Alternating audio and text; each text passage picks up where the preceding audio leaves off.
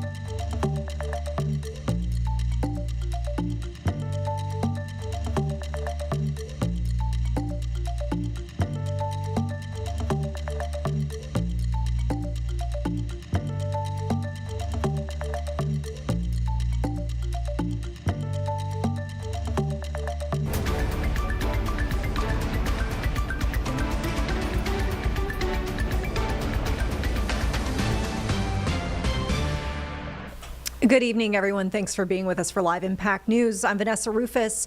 Right now, we want to dive deeper into a story we brought you earlier tonight here on WCNC Plus, and that is our Julie Kay's look into the North Carolina DMV and the efforts that they're trying to make the visits to the DMV a lot smoother. Let's go ahead and listen now to her extended interview.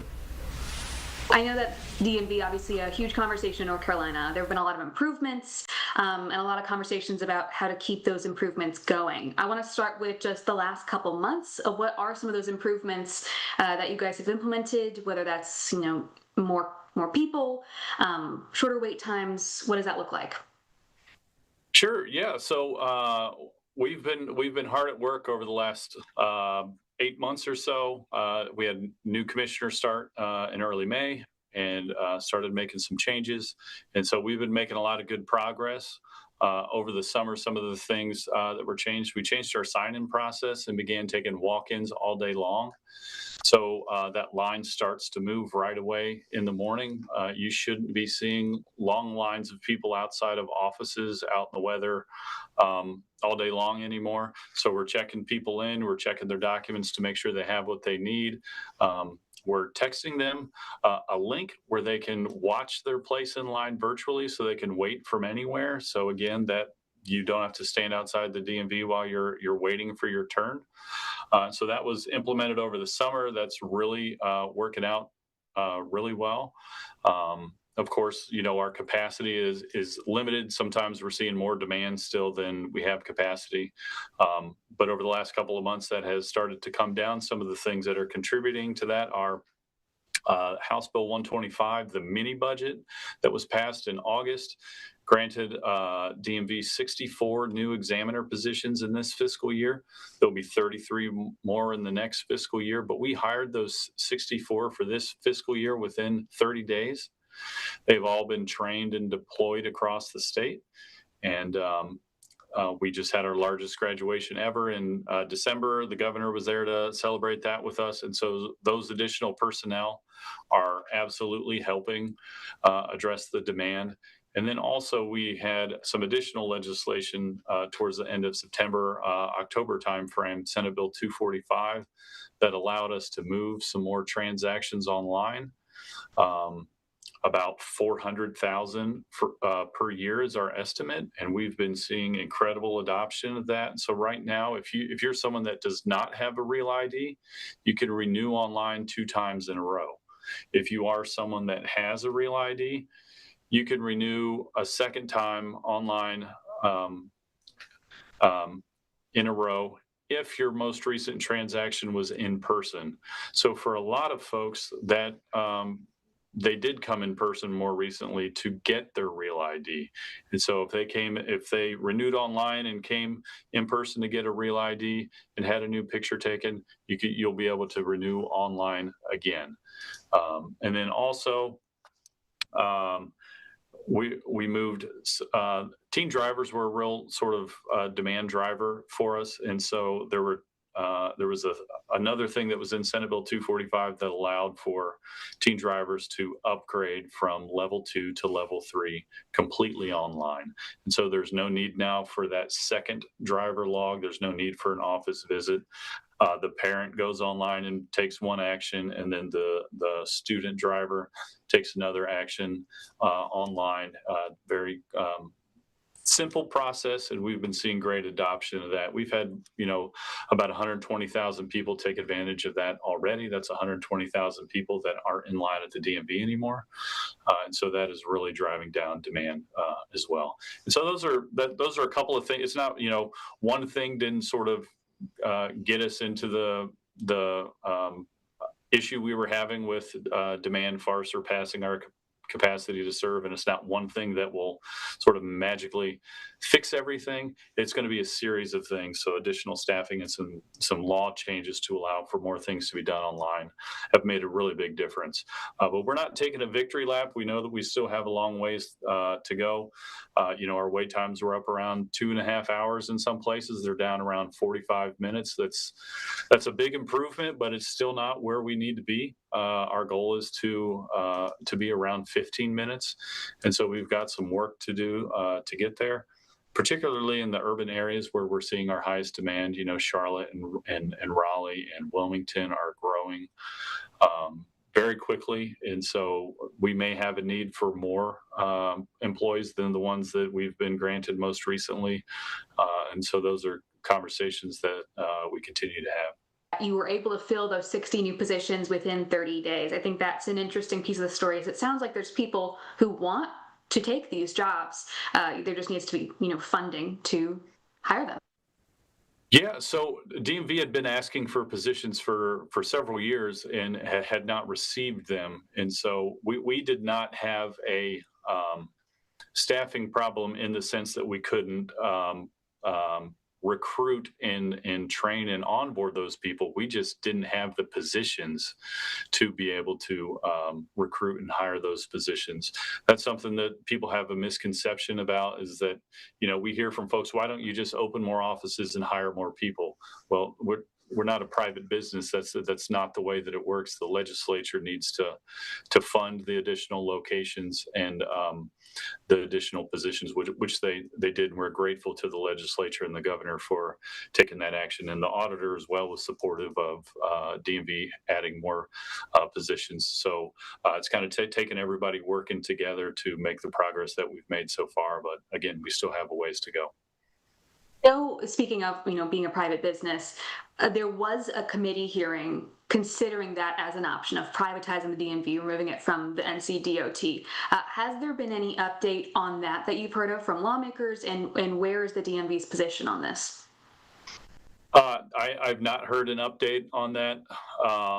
That is something that comes up every now and again. I think what a lot of people may not know is that there's already a lot of DMV that is privatized. There are certain services and processes within DMV that are done by private entities or contractors, that sort of thing. And so that is something that has been discussed. We don't take sort of an opinion on that. That is something that, we don't create the law, we just follow it. And so but that is something that's been happened, that has been discussed, but I'm not aware of that being an active discussion right now. I know that budget talks, there probably won't be any update on that until April to get a full budget. In the DMV's ideal world, is there anything else beyond this mini budget that you'd like to see in this legislative session? Yeah, there will probably, I don't know that our ask is finalized yet, but there may be additional positions that we believe we need. So right now, we have been taking advantage of a grant from back during COVID time to fund our additional hours and our Saturday hours.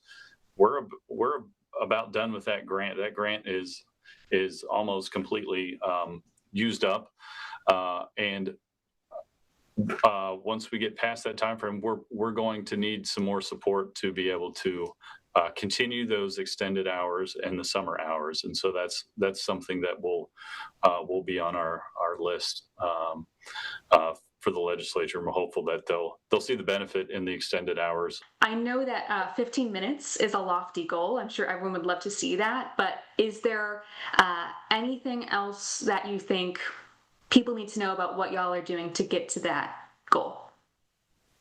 Sure. Yeah. So we recently released a new strategic plan for DMV and an examiner staffing plan. And so our vision is to become an exceptional customer service organization. And so everything we're doing is taking a step to try to get there. And our strategic plan's our playbook to get there.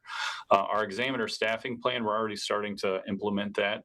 We have a handful of offices that have already extended their office hours.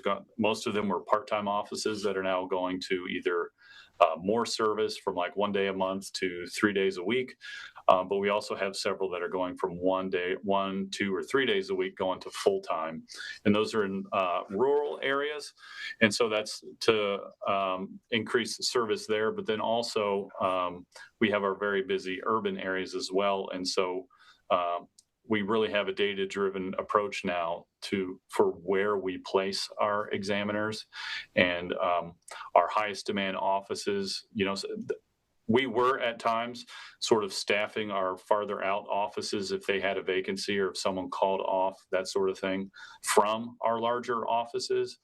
But we've really realized that by looking at the data that we really need to protect those busiest offices and staff every one of those terminals every single day to the best of our ability to provide service where it's most needed. And so that's a different approach than we've taken before, and it's something that we'll be implementing over the next couple of months. I'm sure people here in Charlotte will be happy to hear that, of course. Yeah, because so there's kind of an interesting dynamic where there may be offices that are farther out from the urban areas that may lose an examiner or two to one of the larger offices, and then they might feel like, why are you taking one from our office? But then we also receive the feedback, complaint, whatever you want to call it, where someone that's in one of those farther out communities is complaining about all of the people in line are from Raleigh or Charlotte coming out to their office. And so our intent is to serve people at the office closest to them. And so you're not driving by, 2 or 3 offices or going a county or 2 over to get a service. You should be able to be served in your community where you live. And so that's the intent of the examiner staffing plan, is to serve people where they live. And so we'll be reallocating our staffing to meet that. One thing I did just think of, we hear a lot about appointment availability. And so our appointment availability is limited, and we've really focused on walk-in service because we can serve more people that way. When you have appointments, you kind of block off that time, and let's say you finish with a customer, but you have another appointment in 5 minutes, you're probably not going to pull the next ticket because you don't want to make the person that had an appointment wait. And so we lose some productivity with appointments. So you can serve more people, and you talk to anyone in the service industry or anyone who's done any research. First in, first out is the fastest way to serve the highest number of people. And so that's really been our focus since the summer. But now that we're starting to see demand wane a little bit, we are going to, in a couple of weeks, release some additional appointment availability.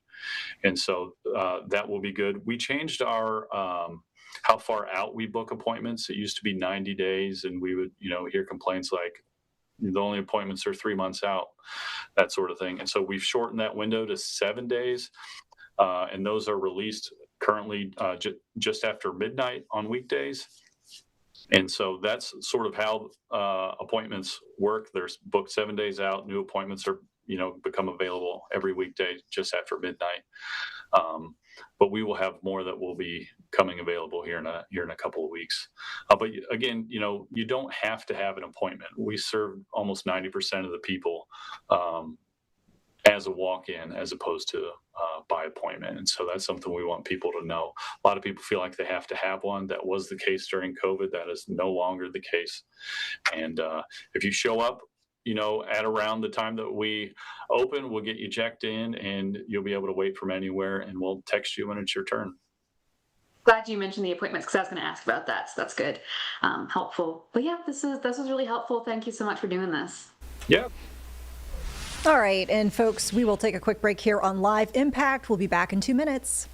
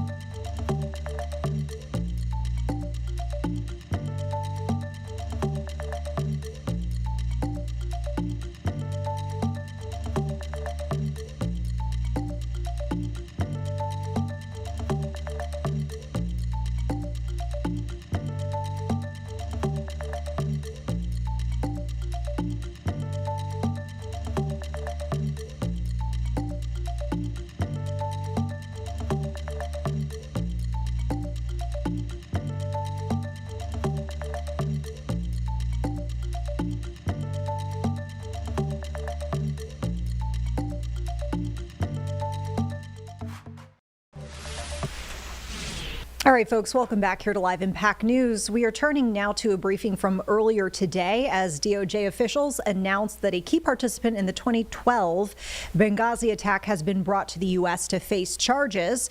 There's an indictment charge out for Zubair al-Bakush with crimes including murders of U.S. Ambassador Chris Stevens and a State Department employee. Let's listen into part of this briefing. For me, especially on this Benghazi case, especially with the families I know so well. And for me to you, the families, I just want to personally say I continue to pray for you. I hope that we can give you a little bit of peace in the utmost difficult of times when you have lost loved ones. And I just want to thank President Trump for delivering that peace and that modicum of justice. Thank you, Attorney General. Thank you, Director. Thank you, Director. And it's now my honor to introduce the woman who will be prosecuting this alleged terrorist, U.S. Attorney Jeanine Pirro. Thank you, Attorney General. 14 years ago, Americans watched in horror as a scene unfolded in a foreign land, in one of the most dangerous places in the world for Americans, Benghazi, Libya. An American ambassador, elite military personnel, and a State Department employee were all violently murdered.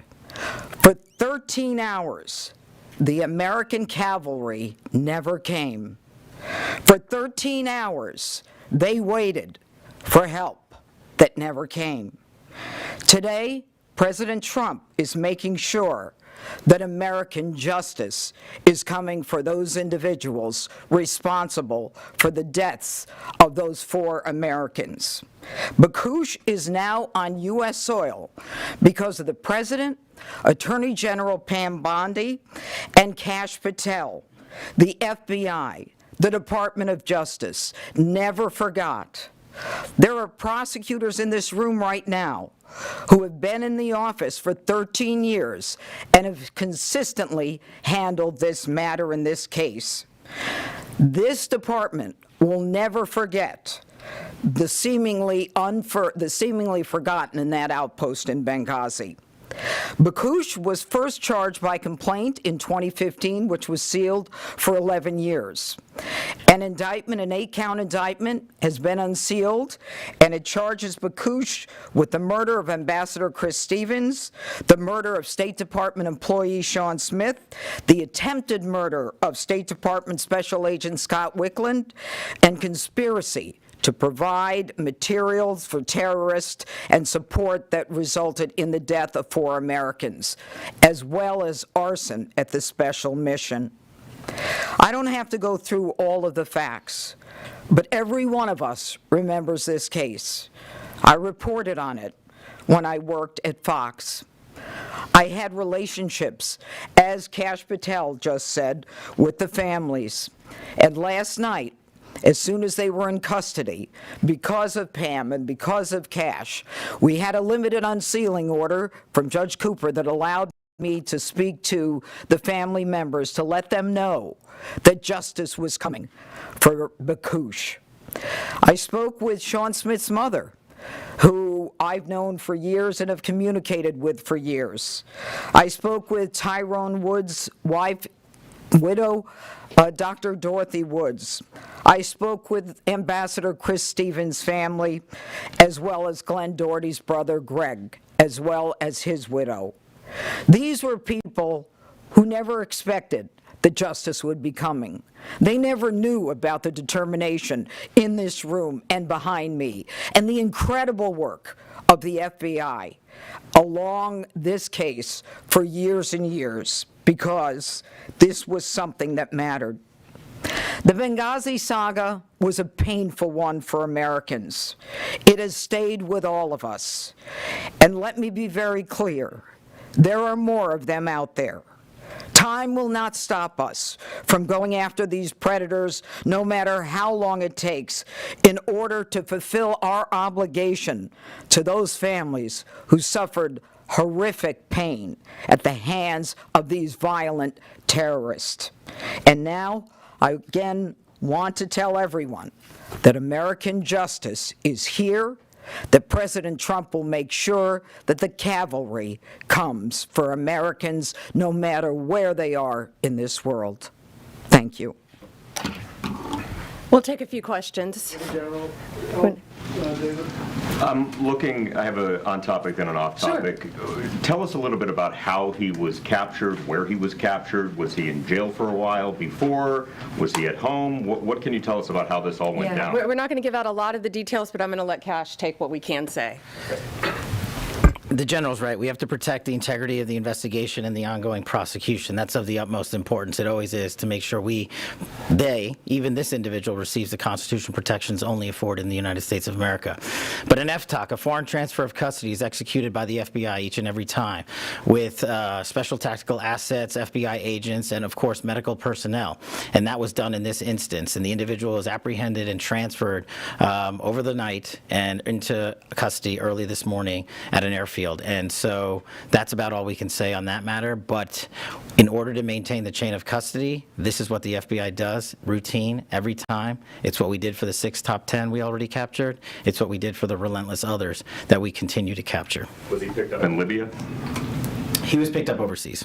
Overseas. And then if I could just ask you two quick off topics. Obviously, this terrible tragedy we're watching in Arizona with Nancy Guthrie. I understand you know Savannah Guthrie. What is the federal government doing right now? Is the FBI now leading the investigation, taking it over from the locals? We're doing everything to assist the locals. We're working with the locals.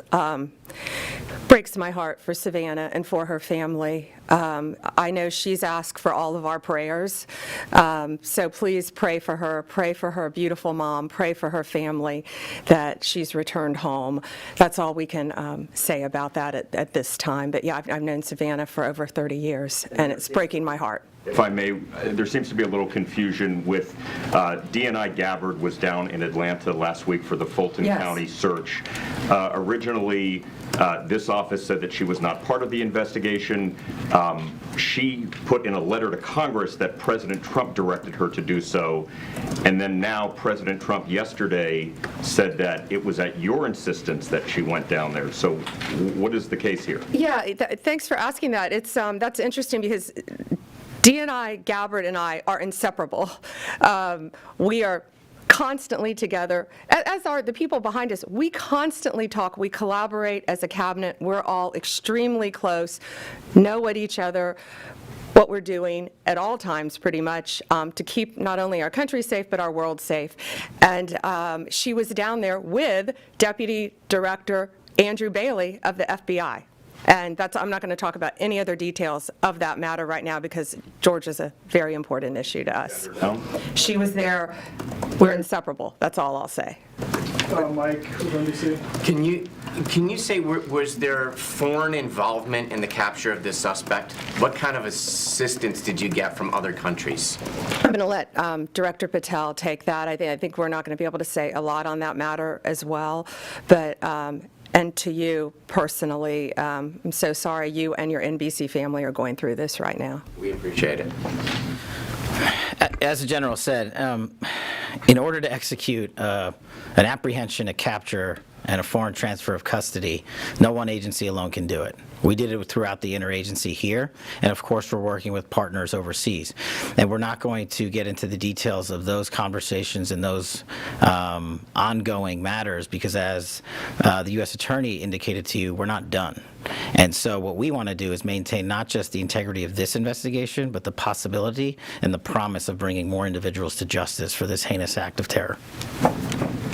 Do we have time for a couple more? Yeah, we can do one. We have something else going on at 10 o'clock down there. Cameron, Daily Wire. Yeah, so on Benghazi, what did the communication look like between the Trump administration and the victims' families throughout this process, if any? I know someone as far as Sue Clinton during, in the early days of this, but what's the communication look like with them? I think what I can say now is that do you want to take that, Director? We've had to keep everything very quiet for obvious reasons up until this point, and then U.S. Attorney Pirro, as she said, contacted all the families, and I think they were absolutely thrilled. I think they had probably lost faith that something would happen, but again, we never forget. Donald Trump never forgets. Yeah, we got it. Yeah, and we have a 10 o'clock in our office that's a very positive, if anyone would like to join us on that. So, thank you. Go ahead. That the DNI, the Tulsi Gabbard's presence in Atlanta during a law enforcement search, are you concerned at all that that could taint whatever the FBI is doing and whatever findings come from that investigation? Absolutely not. And Andrew Bailey was taking the lead down there. He's Director Patel's deputy director of the FBI. Thank you all. Thanks. Sorry. And with that, we'll go ahead and take another break here on Live Impact News. Back in 2 minutes with more on the other side.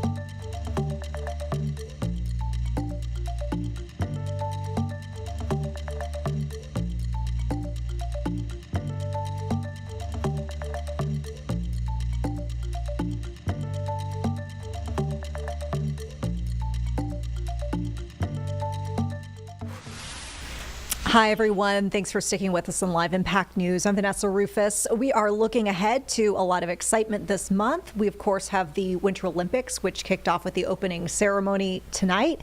And we also have Super Bowl this Sunday, which you can watch on WCNC Charlotte.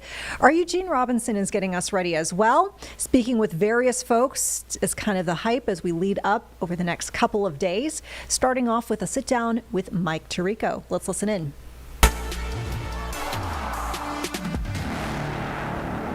As the Seahawks and the Patriots prepare for Super Bowl 60, one person who will be in the mix broadcasting the culmination of the NFL season is NBC broadcaster Mr. Mike Tirico. Mike, it's so good to see you. How you doing, buddy? Good to see you again. You're looking great, man. So good to be with you and excited for this game we have ahead of us. Absolutely. So I want to go ahead and I want you to put on your broadcaster hat, your broadcasting skills. Okay. How do you prepare for the game? Well, you try to do what you've done all year and try not to make it a different broadcast than you've done all season. But by the same token, you want to make sure that you are ready for everything. So you spend a little bit extra time. And that's the nice part of having 2 weeks. For the fans, maybe you want that next week. But for us, having the 2 weeks gives you a chance to spend a little bit deeper dive into the offense and the defense of each team, the player stories. But at the end of the day, there's so much lead up to the Super Bowl. People just want us to be out of the way and call the game, and that's what we'll do. So I want to go ahead and talk about this magnificent rise of Drake May. From your perspective, what have you seen in Drake May in this rise? What I think has been the most important thing was that first year he proved he could play. And it wasn't the best set of circumstances around him, but then he got the gift of all gifts. He got Josh McDaniels as an offensive coordinator. And I think having somebody who's been there and done it with the best to maybe ever do it in Tom Brady was such an advantage. And I remember we see the Patriots week 5 of this season in Buffalo. And that may have been that win that everybody noticed, hey, this team might be pretty good. And Drake said, yeah, there's stuff Josh McDaniels told me in July and August, and even back in March when we first met, that keeps coming true. So he believed in the coaching. He believed in the messaging, and that happened all the way through the season. Let's talk about the resurgence also now of Sam Darnold. He went to San Francisco, and he got a chance to sit, be in the offense of Kyle Shanahan, and realize some of the things he can do. And then to Kevin O'Connell in Minnesota and do that and have a 14-win season and didn't back it up in the playoffs. So it's been incremental. I think it's a lesson of don't give up on a guy right away. So you expect a very close game, like I'm expecting a very close game? Well, I'm hoping for a very close game. Put it that way. If we're telling stories, then the game's not what you'd like. You know, you build up to the whole season in the Super Bowl. You hope to see in a year where we've had so many close calls, in a playoff where it's been back and forth in the fourth quarter. How great would it be to be able to get that in the Super Bowl? He's great. Mike Tirico does so much. He's not only going to be doing the Super Bowl, but he's also going to be doing the Olympics. Yes. He's everywhere. In Milan, yes. I know, he's ubiquitous. There you go, Mike. Good stuff. Yeah, of course you can catch the Super Bowl right here on NBC this Sunday. Well, our Super Bowl 60 Spotlight features Super Bowl 41 winning coach and NBC broadcaster, Mr. Coach Tony Dungy. Tony, thank you, Coach, for being here. Coach, I want to start with this too, right? Because I know that NBC has the Super Bowl game. What does your prep look like as you get ready for this game? Well, it's exciting. Whenever we have the game, it just goes off the charts in terms of what we get to do. So I'm actually headed from here. When I finish with you, I'm going to Seattle. I'll spend a couple of days with the Seahawks team. We'll interview their coaches, their players, their staff, just talk about the things leading up to the Super Bowl. And then we go out there for a week, and we're going to hit a lot of the spots in San Francisco. We'll be at Alcatraz. We'll be at the Golden Gate Bridge, some of those spots, just letting people know about the city. And then as we get close to the game time, we focus in on the two teams and what they're going through, and it's going to be a lot of fun. Coach, you've already done a Super Bowl. You've already won a Super Bowl as a coach. Coach, I want to go with this. What does it look like? Give us a quick synopsis of what does it look like for the coaches, the players, family, friends, as they approach the Super Bowl, and what the timeline is, tickets, all that stuff. Yeah, I'll tell you, Eugene, Super Bowl 13, which was, I guess, 47 years ago, I played in that for the Pittsburgh Steelers, and it was a big game, but it was nothing like it is now. We pretty much stayed on the same routine. We went down, we practiced, we played the game, and we enjoyed it. Well, when I went back 28 years later as a coach in Super Bowl 41, I could not believe the difference and the things that the players had to go through. So our big thing was, how are we going to prepare? We spent a week in Indianapolis, actually going on our game plan, doing our practice sessions, getting ready, and then we flew down to Miami. And then you have all the things that go along with it. I wanted our players to enjoy the journey. And so I basically told Edgerrin James, you've got them on Monday and Tuesday. We're not going to have any curfew. You guys do what you want. We'll get ready to go and start our preparation on Wednesday. But then on Wednesday, we tried to lock in and get ready for the game and really get back on that routine Wednesday, Thursday, Friday, Saturday, which is the normal routine for the players. Coach, I want to talk about the different paths of the quarterbacks here. First one, the rise of Drake May. His quarterback rating 113. He was just absolutely super duper outstanding, there's no doubt. And then Sam Darnold, this resurgence of Sam Darnold. So tell me about the two paths of these quarterbacks as they approach this game. Yeah, really two unique stories. Clyde Christensen was my tight end coach and been on my staff for many, many years with Tampa and Indianapolis. He coached a lot of great players. Well, he was at University of North Carolina 2 years ago, and he introduced me to Drake May, and he told me at the time, he said, this is the best quarterback in the draft. You're going to hear about Caleb Williams. You're going to hear about Jaden Daniels, all these players. I'm telling you, Drake May is the best quarterback in this draft. I watched him just for about 45 minutes in the weight room, and all of his players just coming around him, talking to him, gravitating to him. You could see he was a natural leader. Well, Clyde was right. He's been fantastic, and really in his second year, just coming on and taking that leadership mantle, doing the things, leading the league in percentage, making big plays for them, but actually being the leader. Sam Darnold came out with the same type of exposure. High pick in the draft, but was with the Jets and really didn't have that success early. And so got labeled a bust. Well, he leaves there and he goes to Minnesota. And Kevin O'Connell is a quarterback guru. And he learned under Kevin, got his confidence back, and played a year in Minnesota that was fantastic football. And last year in the playoffs, didn't have a great game against the Rams. And people said, oh, well, this is the Sam Darnold that we knew in New York. He's not very good. He had to fight through that again. Well, someone in Seattle saw something they liked. They went after him and said, he's our guy. And he has been the leader for them. He and Drake May both the unquestioned leaders on their team, and they have just played dynamic football all the way through the season, and especially in the playoffs. And it's going to be fun to watch them Super Bowl Sunday. Coach, if a team is going to win this game, what needs to happen for the victor? And who's going to win this game? Both of these teams have very good defensive fronts, and they both in the playoffs have limited the other team's running. These quarterbacks are very good, but they can't do it by themselves. I think the team that gets their running game going is going to be the team that wins. So for New England, they've kind of got a two-headed monster. Ramondre Stevenson and, the rookie running back Henderson from Ohio State. Different styles. Stevenson, banger inside. Henderson, the great speed to get outside. If they can get going, that really helps the quarterback. And then for Seattle, gosh, they had the two-headed monster going, and then Charbonnet got hurt. So now it's really fallen on Kenneth Walker, and he's been outstanding. But both of these defenses have done a great job of shutting down the other team's run, put it all on the quarterback so that they could just tee off and rush the passer. I really think those running backs are going to be the key to victory. Any predictions? Because I think it's going to be a close game, and it can swing either way based on the run and if you can make a defensive stop.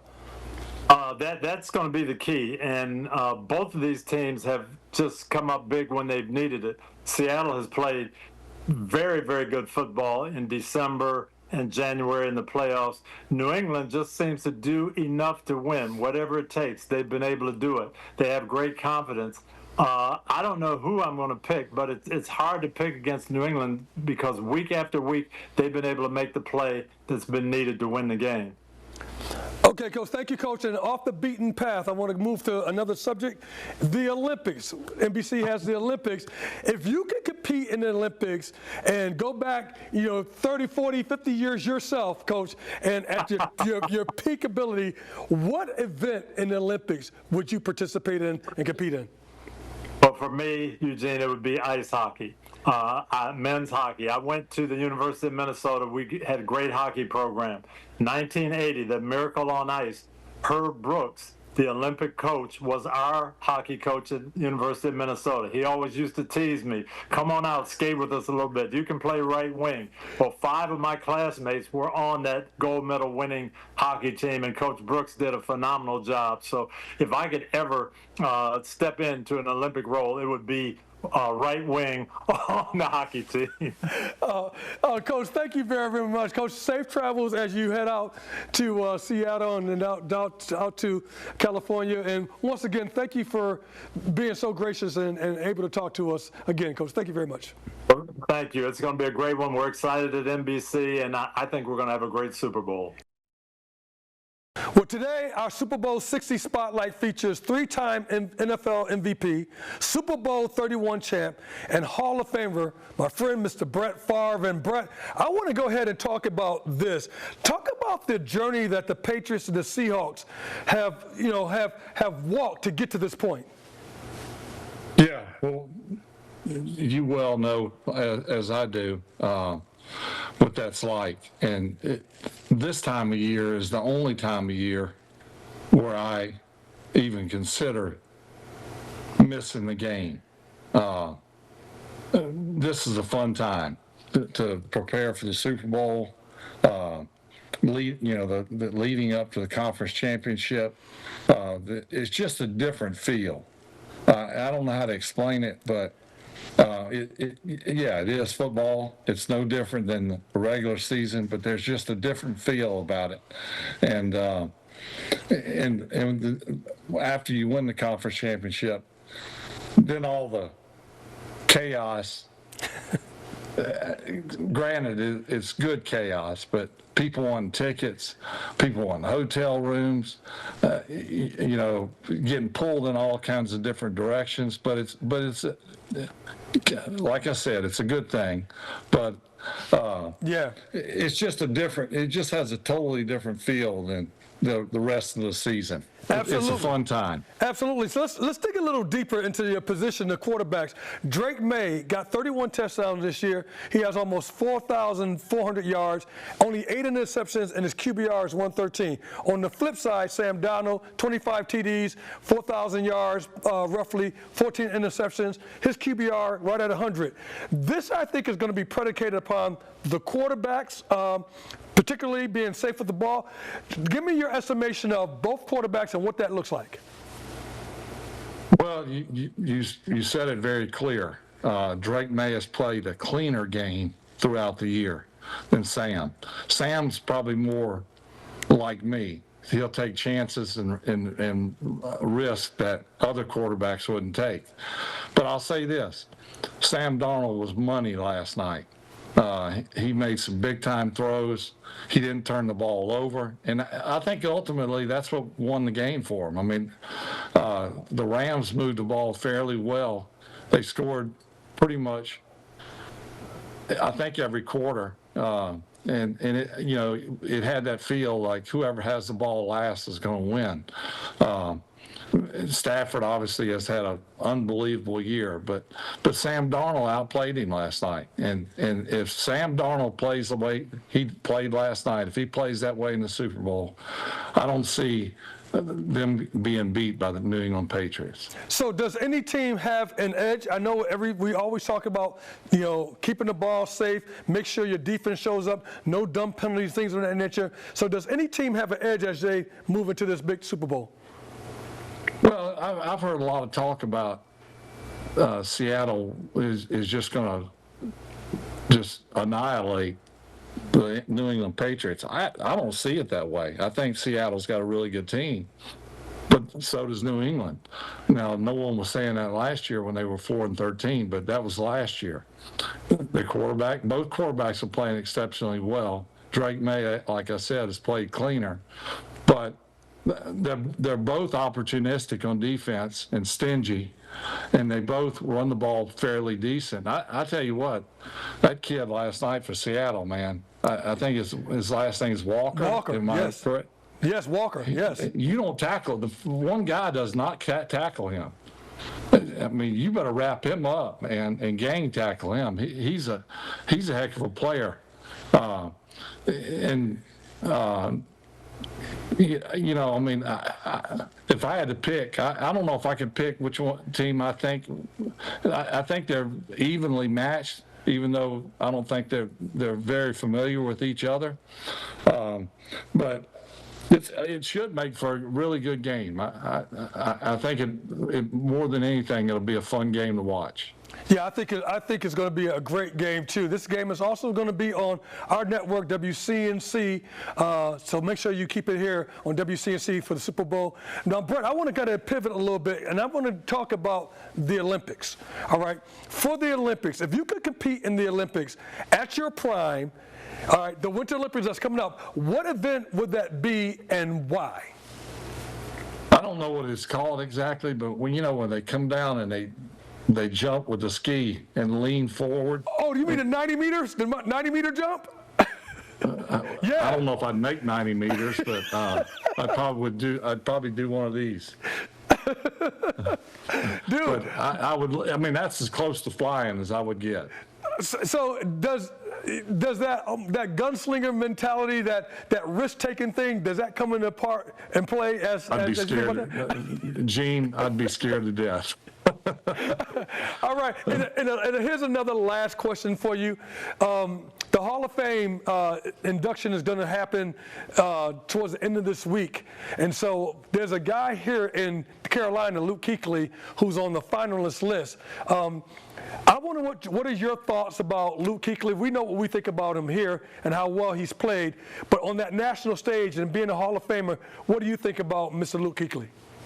Well, I never played against Luke, but I think he's just a heck of a football player. or was a heck of a football player, a great leader. I think he's so deserving of it, but I don't vote. So I hope he gets it. He deserves it. He's had a heck of a career. So we'll see. And Brett, thank you very much for spending some time with us, man, no doubt. And I wish you well, and looking forward to seeing you when we meet up.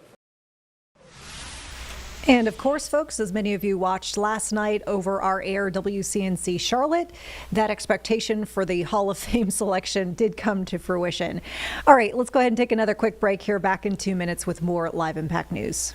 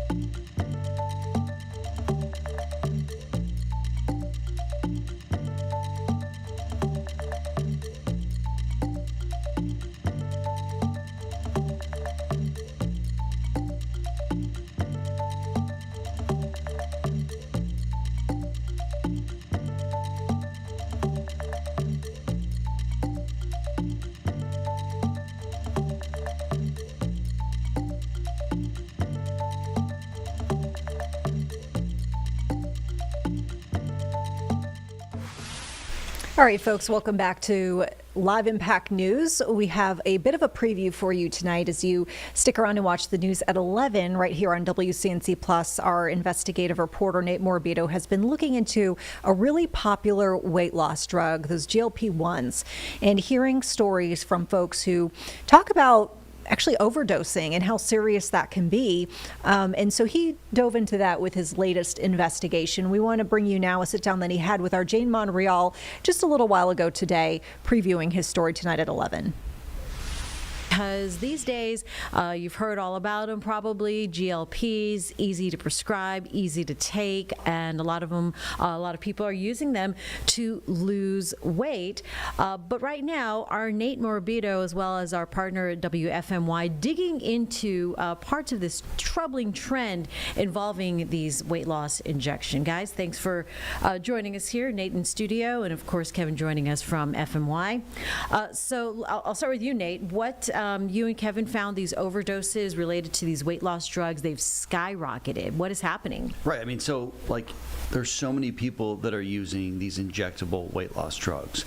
And by and large, I mean, the results are incredible. I posted some questions to the Facebook community not too long ago, and just comment after comment about the experience people have had, how much weight they've lost, more than 100 pounds, minimal side effects.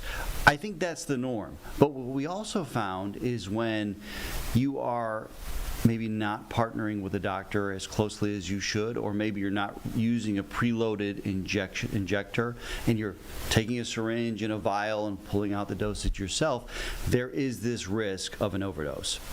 And when we talk overdose, we're talking about emergency room sometimes, we're talking about hospital stays. I had one woman a short time ago tell me she had to go to the ER for it. And with all the good that's come with these drugs and the fact that doctors are backing them, there is also this growing risk. And really, over the last 6 years or so, a nearly 1,500% increase in calls to poison control centers for overdoses, for side effects, for severe complications. And so that alone, I don't think the public knows enough about. No, not at all. This is the first I'm hearing of it. Kevin, you finding similar findings? Absolutely, and we spoke. Nate was worked with us, and we were able to find a lady that lives here in North Carolina who basically experienced one of those situations. I mean, it was a pretty serious situation in regards to an overdose. Now, she had used a GLP-1 before and had some fairly positive results. Wasn't a lady that was considered overweight or anything like that. She basically used it for health purposes, and a lot of women are using those as they get a little bit older in life for the health benefits as it relates to that. And that's what she used it for. She used it for about month 2, went off of it, and then thought that was kind of it. She went on a cruise, wasn't really concerned about it. And then a friend of hers, colleague, reached out to her and said, hey, I'm working with a different company. Would you want to try this one? And she said, sure, let's give it a go. And that's where things went sideways. The bottom line is it was a completely different company, and they prescribed a medication, and she took it for a few times, and it simply didn't work. And then they upped the dosage, and that dosage ended up putting her in the emergency room for about 3 days, and she was violently vomiting for 24 hours straight, if not 36 hours straight, every 30 minutes. Simply because of an overdose as it relates to these GLP-1 medications. That is really scary. And I mean, so like I said earlier, it's easy to get because you can, I mean, what are the channels people are using besides their doctors?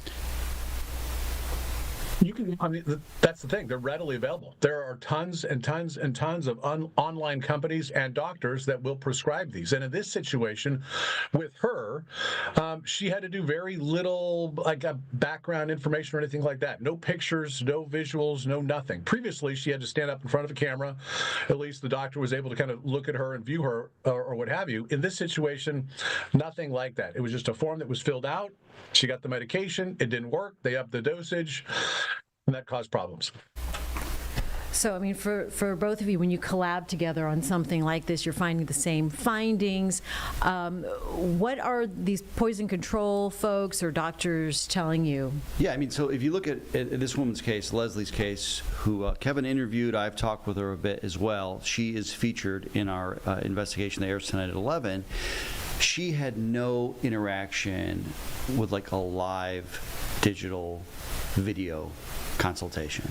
She had no in-person communication with the doctor.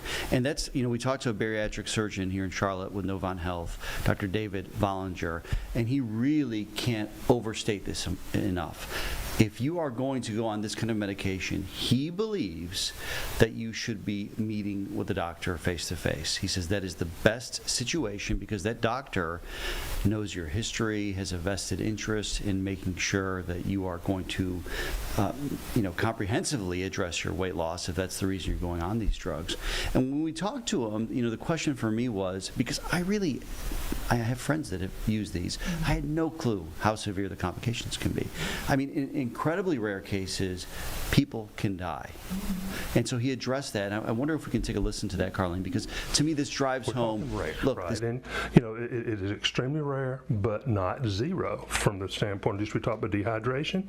You know, if somebody has a heart issue or a kidney issue, you know, that magnifies the severity of that. Sure, they could die. Hypoglycemia. You know, these medicines can drop your blood sugar.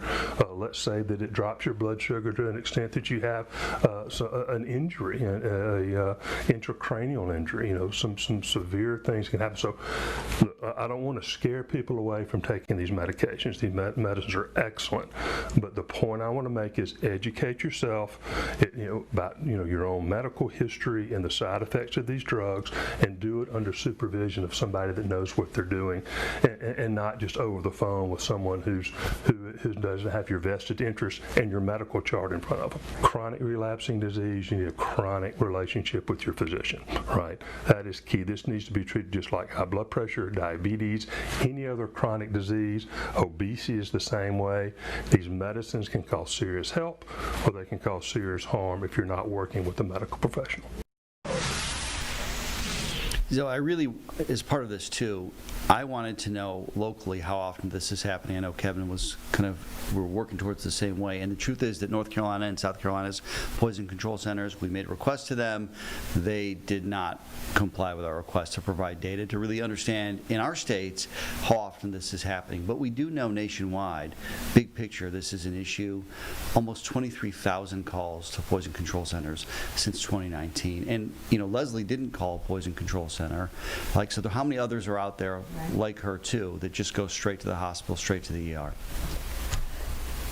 Kevin, what do you want viewers to know about your investigation tonight? I think the thing about this is really it could happen to anybody that does this. And there's a couple of different drugs as it relates to FDA approved. And there's some drugs that are injectables and they're preloaded. And I think those are the safest when combined with a doctor that you're dealing with face to face. What Leslie was doing was it was an online doctor situation. There was no face-to-face interaction. And she was dealing with a compounding pharmacy. And what I've learned in talking with doctors is when you're compounding drugs, it's just not as accurate. It's not that it's not safe, but it's just not as accurate. And a lot of these drugs are dealt with in milliliters, or milligrams, excuse me. So it would be like 1, 1.1, 1.2, 1.5, etc. When it's preloaded, it is that exact amount. You know exactly what you're getting.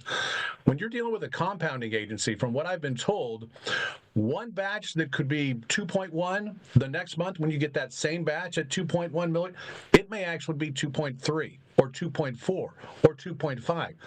You just don't know because you're dealing with a compounding agency. So as we were learning more about this, it's best to go with the company that's FDA approved. It's also best to make sure you're dealing with somebody face to face in these situations.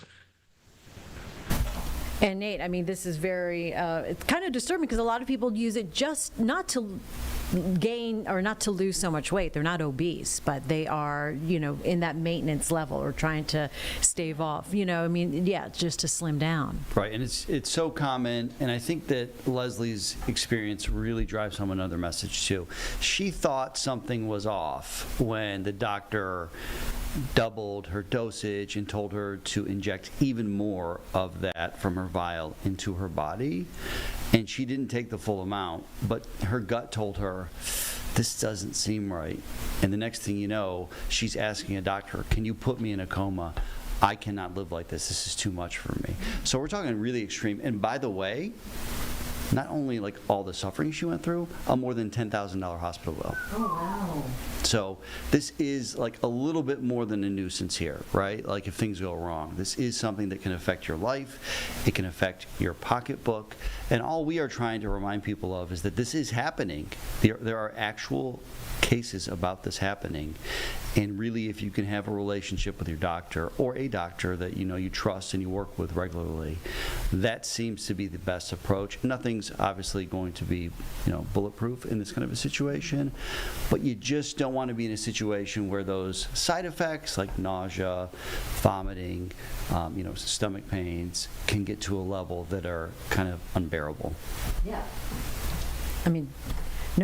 No weight loss is worth going through the emergency room or pain like that.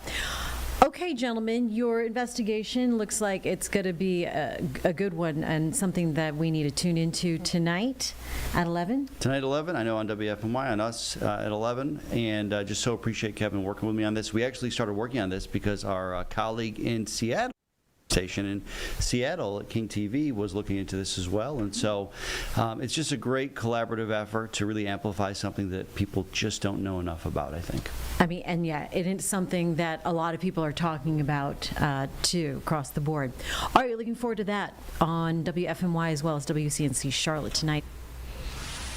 And once again, you can watch that right here. Just keep it here on WCNC Plus this evening for our 11 o'clock news. Or if by chance you're going to watch the opening ceremony right now, we'll be on right after that on air.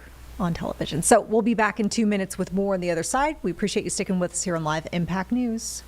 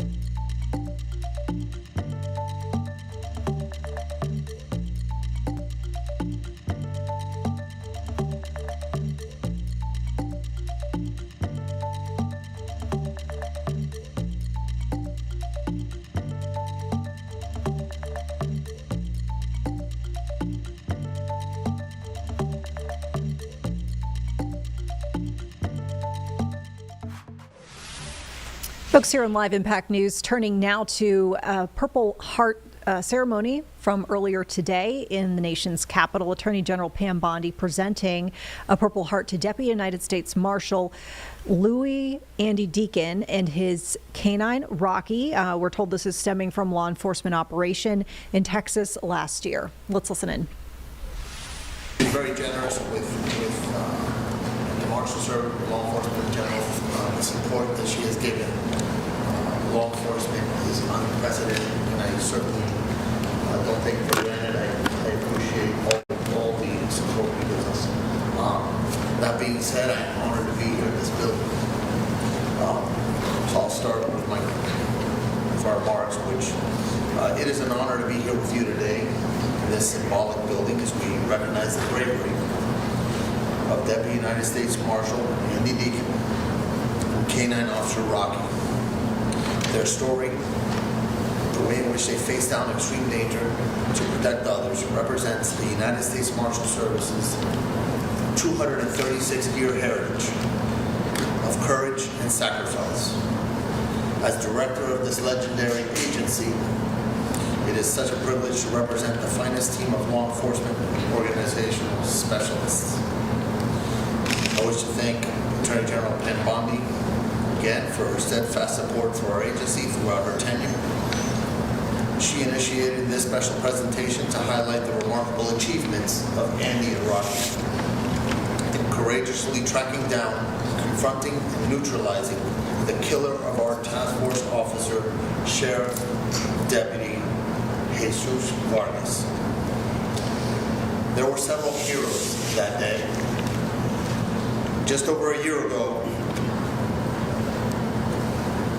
and I want to thank them all, including Deputy U.S. Marshal Frank Newsom,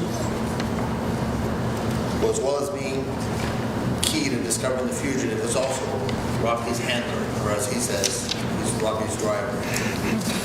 Deputy Newsom helped prepare Rocky for this type of life-saving event and oversaw Rocky's full recovery from 2 brutal gunshot wounds. I will now share the details of the incident. On January 15, 2025, Brazoria County Deputy Jesus Vargas was tragically shot and killed in the line of duty. Deputy Vargas was working in downtown Houston attempting to apprehend a violent fugitive named Robert Lee Davis.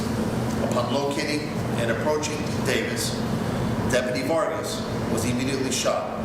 Davis fled the scene on foot. Soon after, calls for assistance were received throughout the surrounding Houston area. As a result, Deputy U.S. Marshals Frank Newsom and Andy Deacon and Tactical Canine Officer Rocky responded to the immediate area and offered assistance in locating the subject. Frank, Rocky, and Andy integrated with other law enforcement elements and began searching local points of interest. This effort continued into the late afternoon until such time that all current leads had been exhausted. The command post was preparing to be relocated and supporting personnel were preparing to widen the search box in hopes of discovering new information. It was at this point that the team discussed returning to the initial crime scene and conducting one additional search of the immediate area. This plan led the team to the rear of the shopping complex where the initial shooting occurred. Starting at one end and working to the other, the team began searching the area, including multiple dumpsters along the route. Approximately halfway down the stretch, Deputy U.S. Marshal Newsom placed Rocky into a dumpster in order to search the container that was full of boxes and debris. Upon entering, Rocky alerted to something within the container and began working himself closer to the source. Soon, Rocky located the fugitive hiding beneath the debris. Once Davis became aware of his discovery, he immediately fired at the team and struck Rocky twice. Deputy Deacon, along with the assistance of others, immediately returned fire, striking and killing Davis at the scene. There is no doubt that this immediate response saved the lives of officers in the immediate vicinity, as well as those who would have encountered Davis at a later time. Rocky was immediately pulled from the container and provided emergency medical treatment. The team carried Rocky to the front of the shopping complex where they were met by other first responders and a helicopter that provided emergency transport to a local vet. Rocky suffered 2 critical gunshot wounds, one to the nose and the other to his torso, while Deputy Deacon suffered shrapnel to his arm. Canine Rocky received multiple operations over the next 2 days. During this time, Deputy Newsom remained at his side, sleeping on the floor along with Deputy Deacon and other Special Operation Group team members. There is no doubt that the immediate actions of these individuals, as well as the emergency medical intervention, saved the lives of officers as well as Rocky himself. Several actions on that day were commendable, especially when considering that this team had been pursuing the dangerous killer throughout the day. Their exhaustion and disappointment must have been trying, but they kept up their search. The risk they took to ferret out the fugitive inside the dark tomb-like dumpster, having limited means to self-protection under the circumstances, is the testament to their determination to get the vicious killer before more harm could come to the Houston community. I am also amazed at the fact that although Deputy Deacon sustained wounds from shrapnel, some of which is still in his arm, he returned to work immediately. Andy Deacon has become even more of a legend in D.C. The headquarters team remembers his terrible injuries on a prior shooting, having survived a brutal assault while serving an arrest warrant. They kept up on his stages of recovery, and he underwent 14 surgeries over 2 years, and were inspired by his eagerness to return to work once he was able to shoot again. Andy is now part of an elite full-time Special Operations Group team in Texas. Similarly, Rocky returned to service once his extensive wounds to his nose and chest healed. he was able to pass simulations to ensure that he would be just as reliable, courageous, and effective in future assignments. I am proud of the way our team quickly and tenaciously responded on that tragic day to locate Task Force Officer Vargas's killer. This example is a tribute to all those who serve and have served in our sacred mission.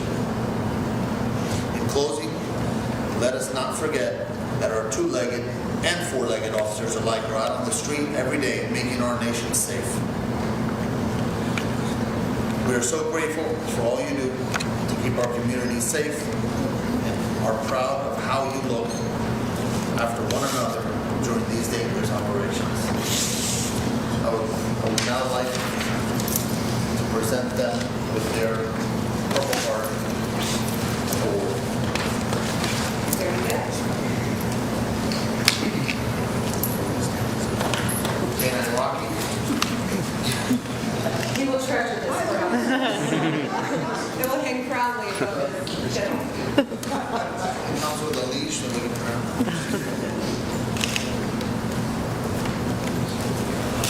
You want to bring him in over the middle? Bring him in the middle?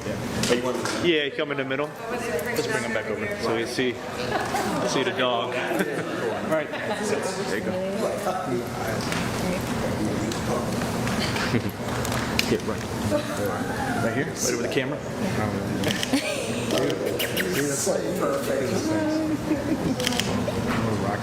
Okay, right here, Coach.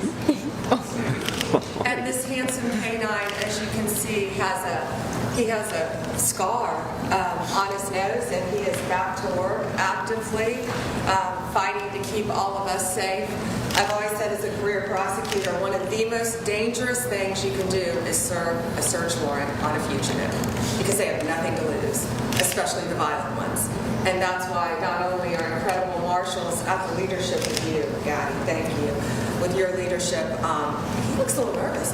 These beautiful canines also are there. And think how many lives you probably saved that day, because that fugitive was armed. And we have some videos also that we can give you to take back to show you how they're trained and the remarkable work that they do. But this is Rocky. He really wants that. And now, He wants us really bad. Yeah, it's so bad. We can't. His driver is shaking. Hold it if you want. You good? Hold on. Do it.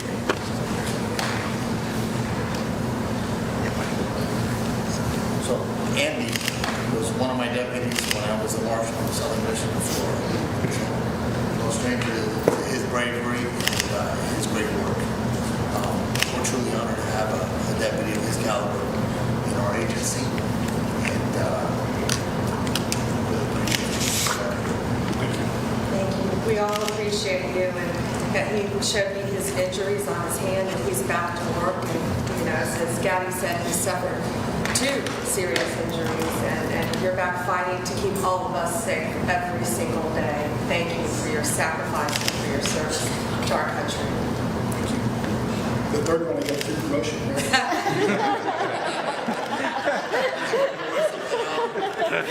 Shoot your shot. Good timing. Promotion, if I can say one thing with the media here.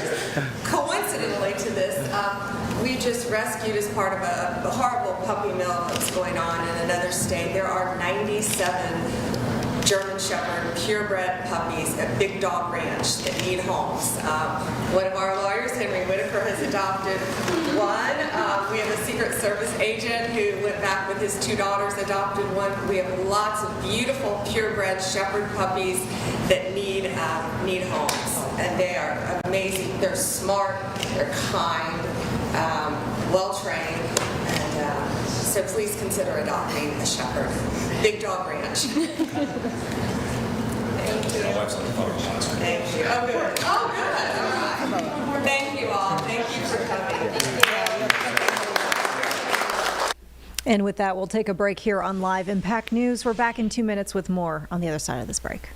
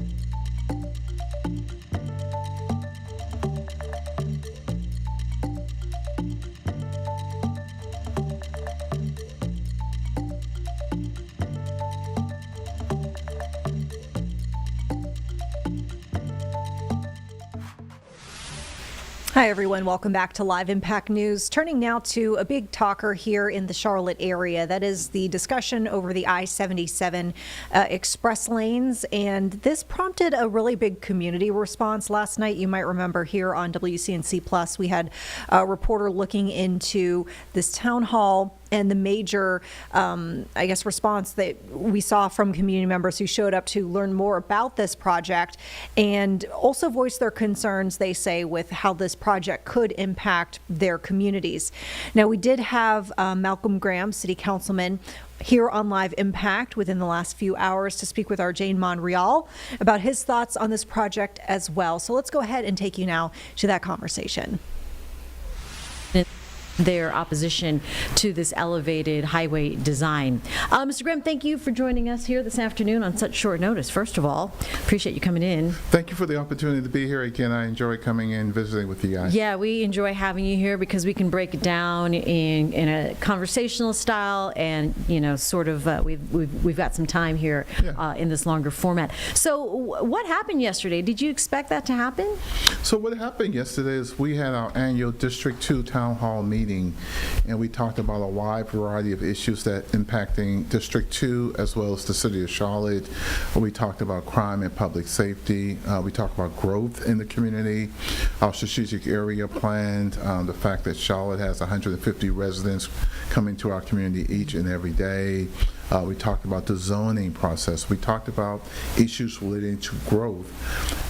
One of the issues, obviously, was the I-77 South, and we had a presentation from Tom Hatchett, who's a local historian.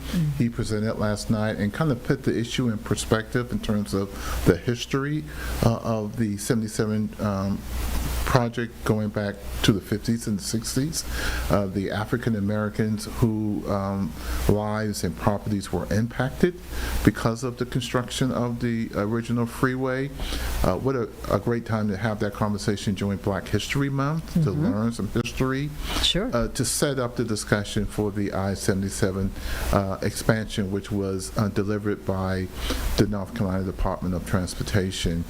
I guess the question is, did I expect what happened to occur? Right. First and foremost, let me state my position. Please. I think both options are terrible. I made that statement weeks and months ago, right? And so I stand with the neighborhood associations, the neighborhood presidents who have voiced concerns for weeks, right? And been trying to be an honest broker between them and the NCDOT, and that's why they were placed on the agenda to present at last night's meeting. I too was surprised that on Wednesday around 7 o'clock that NCDOT released a press release acknowledging that they had made a selection of the elevated option, which came as a surprise to me. I've been speaking with them for weeks in preparation for the town hall, and never did they tell me that they were close to making a recommendation or a decision. So I was surprised at that, and certainly I think a number of residents who came there was also surprised that they thought they were coming to voice their opinions and their concerns over two options. Now there's only one, and again, as I said earlier, even the option that I believe that they chose doesn't meet the moment or the concerns that has been expressed by many residents that I represent. Yeah, I mean, someone said that we shouldn't have to take this, that they felt unheard, and so part of that, though, that feeling, that sentiment from residents from the area, District 2, still feel that way regardless of NCDOT's results and their release of this news, yeah? Yeah, well, again, I can't speak for NCDOT. I'm not here to do that, right? I'm here to stand with my residents and my neighborhood leaders who have voiced concerns over both options as well. If NCDOT was here, they would say that they had a number of community outreach sessions, that they spoke with a number of individuals over the last several months. And as I told them, just because you are talking to folks and you have identified all these community touch points, are you listening to what they are telling you, right? Right. You can have 50, 60, 100 meetings, and you can say, yes, I've checked that box, we're doing community engagement, but if you're not listening and taking into consideration what they're saying, then many people will feel that they have not been heard. They will probably say, if they were here, and again, that they have heard, and that's why they chose the second option, because the second option relieves the impact on some of the neighborhoods, Lincoln Heights, McCrory Heights. It relieves some of the impact on the graveyard that was subject to be impacted, the park that was subject to be impacted.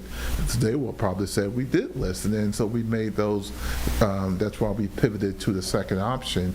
I'm here to say that the second option itself doesn't make a whole lot of sense either, because it's visually unappealing. It would really create a concrete wall of steel and adjacent to our uptown community in terms of impacting the sight lines, environmental concerns in reference to noise and pollution, etc. And it's probably an old way of building highways that many cities are getting away from. And so there's still work to be done from my perspective. I am with the neighborhood leaders, right? And of the young folks who attended last night and voiced the fact that they were not heard, those were not my neighborhood leaders, right? Okay, right. Those are were they new faces? They were new faces to me that have swelled up on Instagram, and folks are communicating, right? My daughter said, Dad, this is where this is originating from. And obviously every voice matters. Sure. Every voice should be heard, but screaming and hollering, it's really not a way to change public policy. Right? Yeah, I mean, it's certainly not productive, although, of course, they have the right to voice their opinion. People are looking at how they are behaving versus what they are saying. And what we're trying to do is have a productive conversation on a topic that has a lot of history to it. That's why Tom was there to kind of put that in perspective. And as the council member that represents the area and care about the city as a whole, as I said earlier, I too believe that both designs doesn't meet the moment, and the fact that the designs were only introduced to the community in October of last year, and now they're making a decision in February, months later, doesn't give really the time for really engaging community input and what they are looking for, this question and answering, this back and forth. And I agree with them in that sentiment that, hey. Is it a little hasty? I think it's a little hasty. And in fact, like I said, and I told NCDOT this Wednesday, when I was at a basketball game, actually, and my phone started blowing up, say, hey, NCDOT made a recommendation. They themselves didn't call me and tell me that recommendation was made. So there's some issues in reference to transparency, and collaboration means open communication, open dialogue, and I think they missed the spot on that. So what happens next then? Well, two things can be true. One, that 77 South probably needs to be widened. And secondly, that it shouldn't be done on the back of Black and brown communities, and environmental impacts like noise and pollution, and having forward-thinking design that doesn't impact the visual skylines for communities, and a wide variety of other issues should be taken into consideration. And so I think we need to begin to have more conversation with NCDOT. I think people need to raise their voices in a constructive manner so that they can be heard and not seen. And I think that we need to, I certainly will have a conversation with our council, because the council as a whole has never taken this issue up, because it really doesn't fall within our lane right now. We've approved that we want the highway widened, but then it's turned over to carpool, which is an intergovernmental relations of other governing bodies working with the state to ensure that it is built. Even carpool themselves, when they voted to do this project, never saw any designs. Right. It seems all bizarre all the way around. It's kind of complicated because so it's complicated, and that's what I want to leave everyone with. But we have to unwind it, have some honest conversation, and continue to communicate with NCDOT, because again, from my perspective, the elevated highway doesn't meet the moment as well. All right, and so what is the timeline you're looking at to the next step, and meeting again and having the public show up? Well, again, the meeting last night was a District 2 Town Hall meeting, my annual meeting, right? And that was one topic of many that we discussed. Obviously, the I-77 South expansion is an issue to itself, and so I will continue to work with neighborhood leaders, continue to work with Sustain Charlotte, other individuals who have an opinion and a voice in reference to the expansion projects themselves. Again, my position is very clear. I think it stinks as well, right? And that's why I am out here trying to be a honest broker and a bridge builder, where we can have constructive conversation. Certainly, I will communicate with my members of council. Ed Driggs, the chairman of the Transportation Committee, was there last night. He is also our representative from Carpo.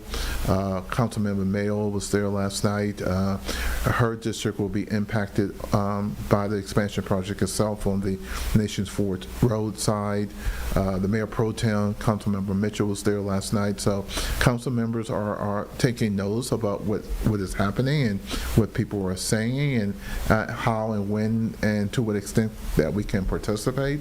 But it's really carpool. It's where folks need to be going to and voicing their concerns. And they have, for the last 2 meetings, they have gone to those meetings and made their voices heard. I was there at their December meeting as well, showing support for many of the residents who were there, talking directly to the board.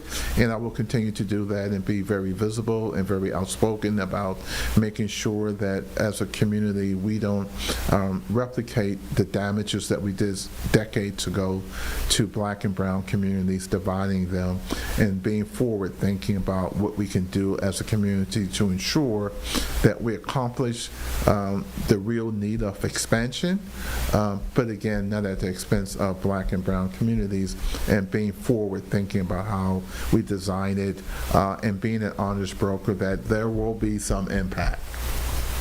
And that is what happens with growth, is that, neighborhoods, historical, are going to see some kind of impact. And it takes a meeting of the minds, citizens, residents, and local government to make that work, right, and go forward. And you can only do that when you have constructive conversation. And there have been, Sean Langley and others, Sean is one of my neighborhood leaders, have been working and talking and advocating for a positive outcome, as well as many other neighborhood leaders working behind the scenes, talking to me, engaging NCDOT, and so that work is being done. It's complicated work, so I don't want to leave the impression that those conversations are not being had. that is complicated, Yeah. right? And it's going to take a while. All right. Councilmember Malcolm Graham is joining us here in the Live Impact studio following yesterday's early dismissal of your town hall. So one of those stories and situations where more to come as this remains a complicated issue. All right. Thank you so much for the conversation. Appreciate you coming in. All right, and there is more to come here on Live Impact tonight. Stick with us. We'll be back in 2 minutes.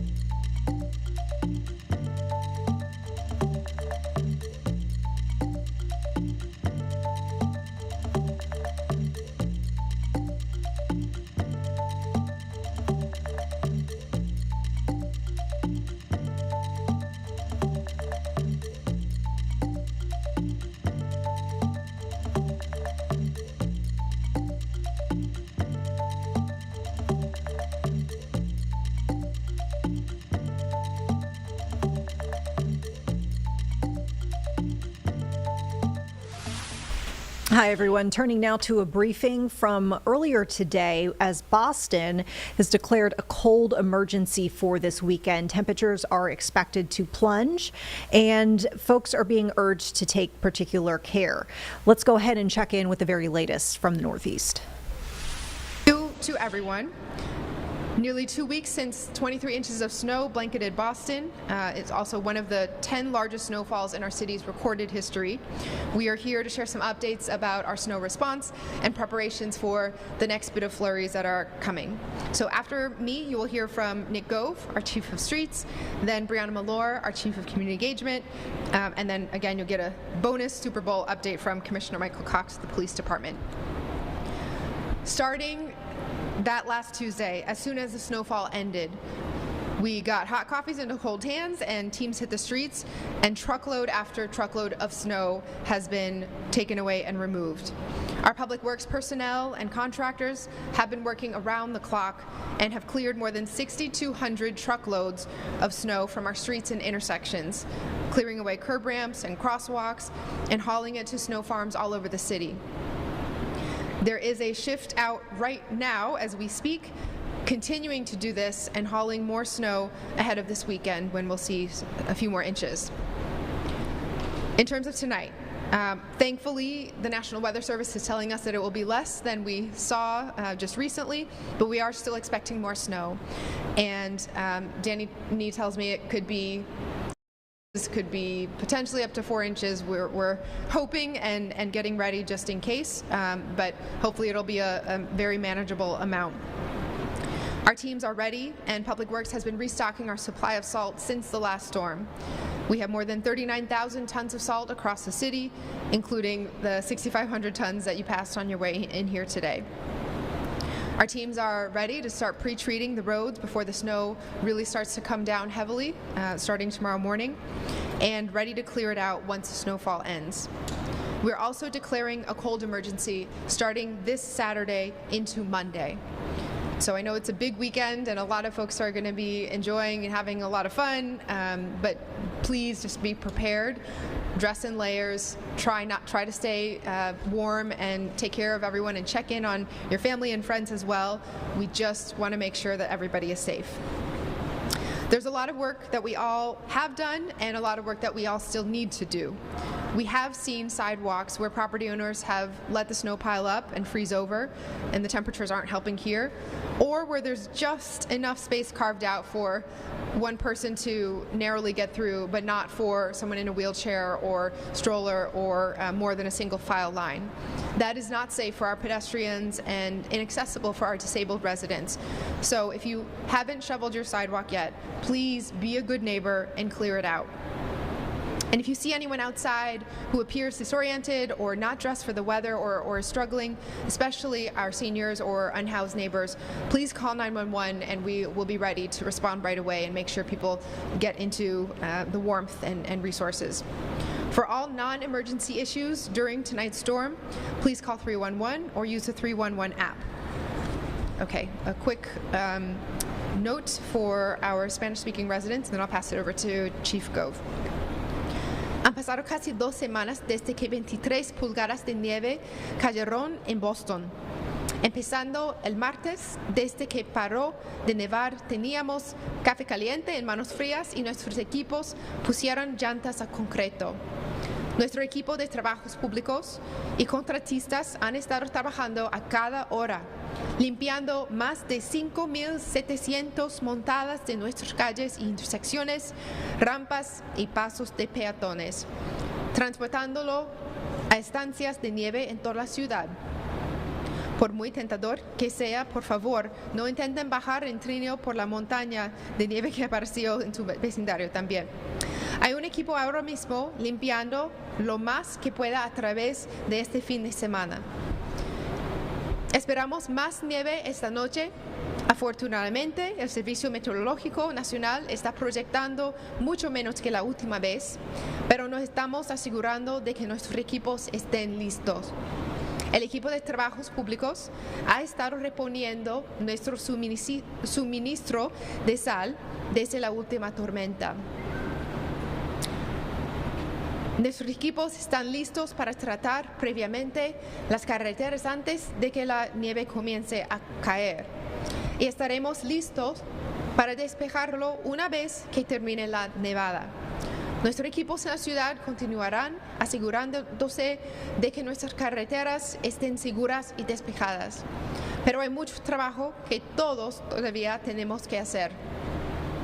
Hemos visto tantas aceras donde los propietarios han dejado que la nieve se acumule y se congele, o donde hay All right, folks, and we'll take a quick break. We'll return here with this briefing from Boston, Massachusetts in just 2 minutes.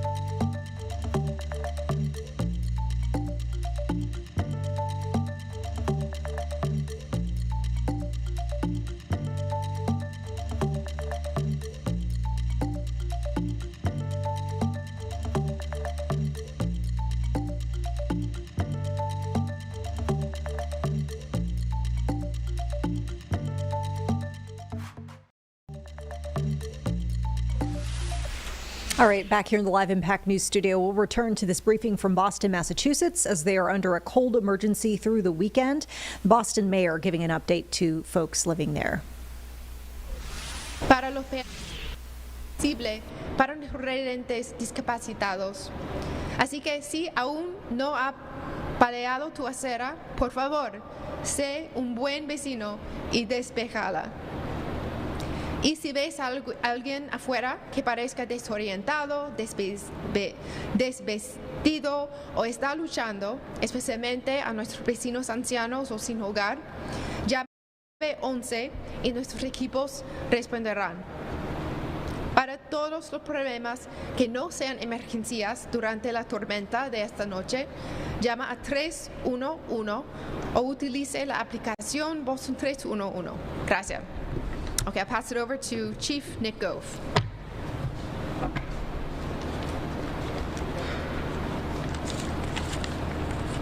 Thank you, Mayor. As the Mayor mentioned, we have some ocean effect snow showers impacting the city today, and we're expecting a clipper system tomorrow, which could bring up to 3 to 5 inches. So, good afternoon. I'm going to provide some updates from the storm last week. On January 25th and 26th, the city received 23.2 inches of snow, which is now the 8th largest snowstorm on record. Over a 36-hour period from Sunday into Monday, when we lifted the snow emergency, the Public Works Department cleared over 800 miles of roadway. This work allowed public safety and emergency vehicles, sanitation trucks, MBTA buses, livery, rideshare, and even food delivery vehicles safe passage.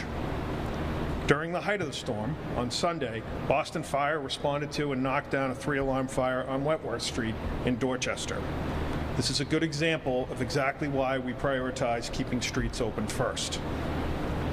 On Tuesday, January 27th, we started snow removal operations citywide and have continued that work day and night for the last 10 days. This work prioritized schools first, and working with our partners at BPS, we reopened 119 schools on Wednesday, January 28th. We then shifted to clearing MBTA bus routes, removing snow from main thoroughfares, business district, transit hubs, as well as crosswalks, curb cuts, and median crossings. As of this morning, as the Mayor mentioned, we've hauled over 6,200 truckloads of snow, approximately 92,000 cubic yards, to 13 snow farms across the city. This week, we deployed snow melters, as we have in the past, to free up space for continued snow removal operations, as well as plan for future events. To support this work, the Boston Police Department and Boston Transportation Department issued over 2,800 snow emergency parking violations and towed 914 vehicles. Special thanks to both departments that played a key role in keeping our overnight snow and ice removal crews safe and efficient throughout their work.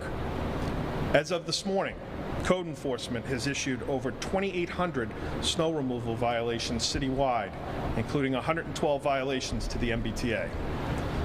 Despite challenging conditions, curbside trash pickup has continued citywide with limited service impacts. Over the last 2 weeks, over 5,200 tons of trash has been picked up curbside, on par with any average holiday week collection for this time of year. And while missed trash cases reported to 311 was higher than the average, 86% of those cases were resolved within 24 hours. That work to do that type of curbside collection is difficult any day. In these conditions, it is extremely tough, and our hats off to those teams that do that. The lack of recovery temperatures and sustained sub-freezing conditions made post-storm cleanup challenging. Since January 25th, the Boston Water Sewer Department has responded to 29 water main breaks and service leaks across the city. We would like to thank our residents, property owners, commercial and institutional partners for their support clearing snow throughout the storm and after. For those of you that have not cleared snow, we ask that you do so before tomorrow's storm and certainly before the extreme cold conditions that are coming on Sunday. While we As a reminder, space savers are no longer permitted, and we will continue to remove and discard these assets. While we understand this may be frustrating, we ask that you please be respectful to our sanitation teams that are doing this work. Lastly, and most importantly, I want to thank our city employees and contractors who have worked tirelessly over the last 2 weeks. Once again, you put everything else in your own lives on hold to keep the city moving and safe. We all owe you a debt of gratitude. There's still work to be done, and winter is far from over, so we ask for your patience while we continue to clean up from this historic event and prepare for future storms. Thank you. And we'll return here to this briefing from Boston, Massachusetts on the cold emergency and preparations for this weekend in just about 2 minutes.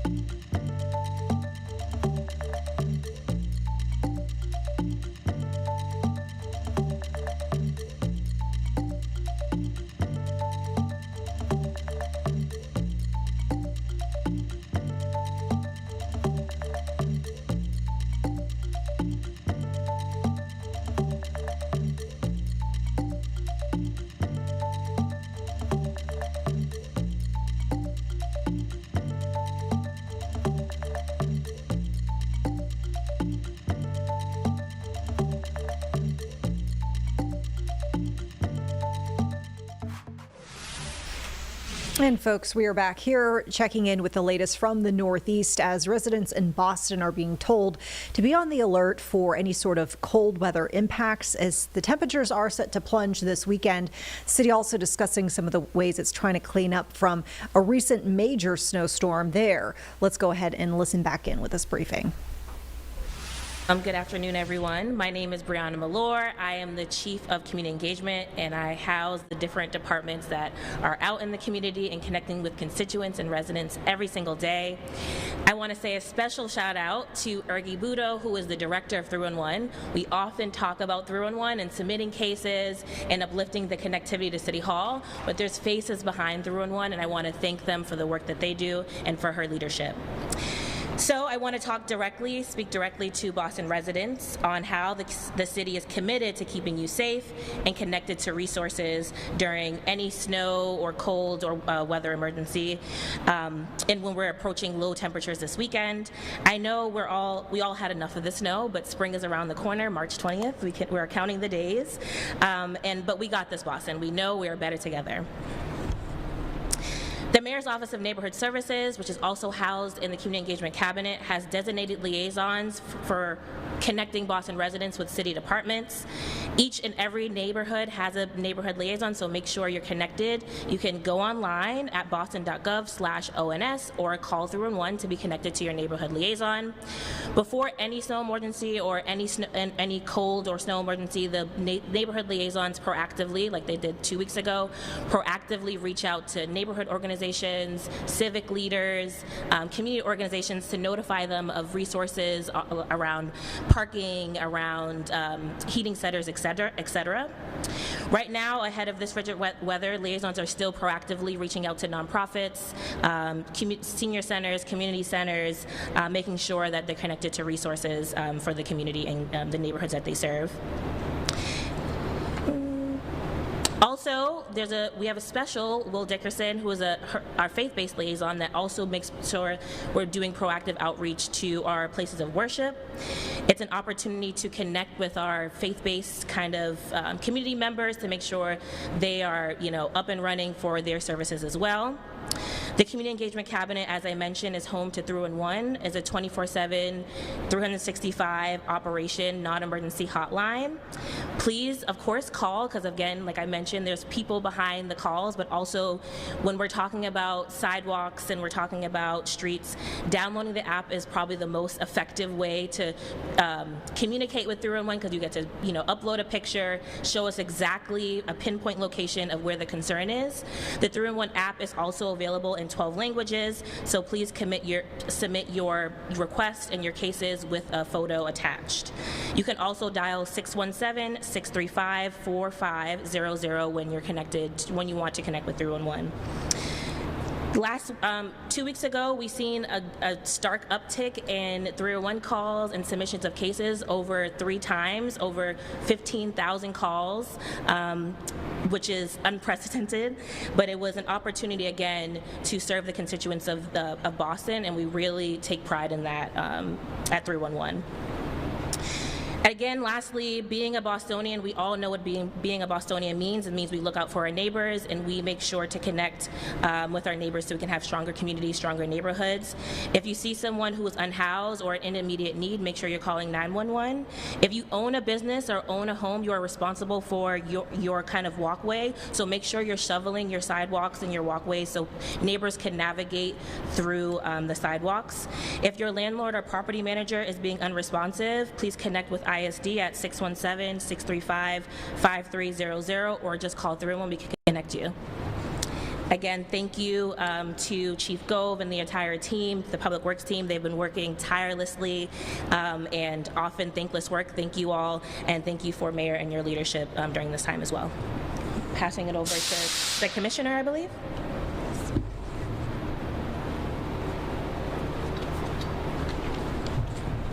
Good afternoon, everyone. So this Sunday, the New England Patriots will be playing in the Super Bowl, and we just wanted to take an opportunity to, it's been 7 years since we actually have been to the Super Bowl, and just wanted to make sure everyone understands the rules of engagement as far as celebrating in our city. There's been a lot of turnover, a lot of new students that are here, our new residents, and we just want to make sure people understand what the expectations are. So we will have a full call out of officers working that evening with the sole responsibility of making sure that we keep public safety, particularly if there's a celebration, that people are safe, both in the streets, on the sidewalk, wherever they are. We will be out to make sure that that happens.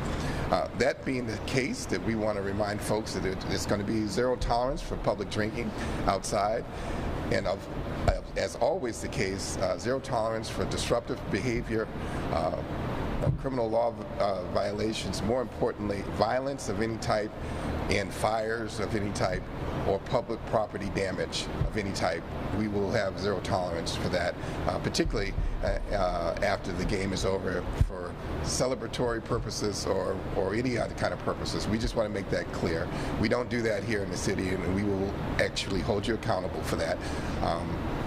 We are a city that has a lot of championships, and we've celebrated well over the past, and we expect that we will do it responsibly this time as well, if we happen to win, which I'm sure we will. And so that being said, I also want to thank all our public safety partners. We had a meeting with all our campus police officers, as well as state police and other public safety people. I want to thank them in advance for the work that they work with us to make sure that we have enough people and a good plan in place, just in case there's a good reason to celebrate, and make sure that we have. All right, folks, our time here on Live Impact is coming to a close in just moments. We're about to turn you over to our next hour of programming. Don't forget, though, we'll be back at 11 for your regular newscast with all of your updates from here around the Charlotte area and beyond. Hope you have a great night, and we'll see you in a couple hours.